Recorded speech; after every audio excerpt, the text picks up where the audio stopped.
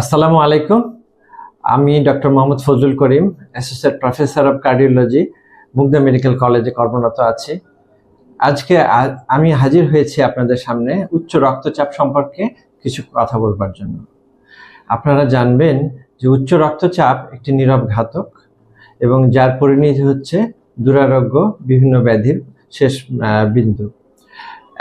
এই যেমন আপনি একটা উচ্চ রক্তচাপ যদি উপেক্ষা করেন, তার পরিণতি হচ্ছে হার্ট অ্যাটাক, স্ট্রোক, অন্ধত্ব, কিডনি বিকলতা প্রভৃতি। তো কিভাবে আপনি এই উচ্চ রক্তচাপকে আপনি প্রতিকার করবেন? তো এর জন্য শুধু ওষুধ খাওয়াই নয়, আপনাকে লাইফস্টাইল মডিফাই অর্থাৎ যাপিত জীবনের কিছু নিয়মকানুন অনুসরণ করতে হবে। এই যেমন আপনার ওজন কমাতে হবে। আমাদের ওজন কমানোর সবচেয়ে ভালো উপায় হচ্ছে ব্যায়াম, আর সবচেয়ে ভালো ব্যায়াম হচ্ছে হাঁটা, দ্রুত লয়ে হাঁটা।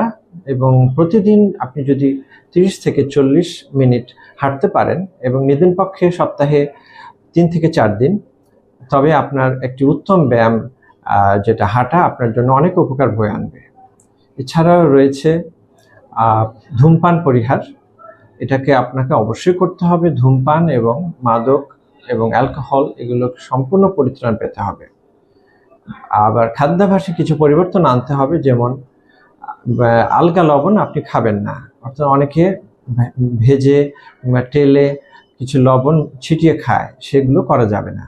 আর আপনার খাদ্যাভ্যাসে যেমন fatty food, junk food, processed food, যেমন ট্রান্স ফ্যাট, ডেইরি ফ্যাট, এগুলো বাদ দিতে হবে।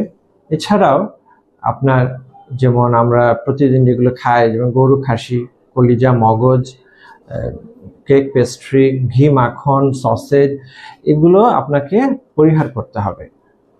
তো আপনাকে সবচেয়ে মনে রাখতে হবে ফলমূল এবং শাকসবজি এগুলো বেশি করে খেতে হবে।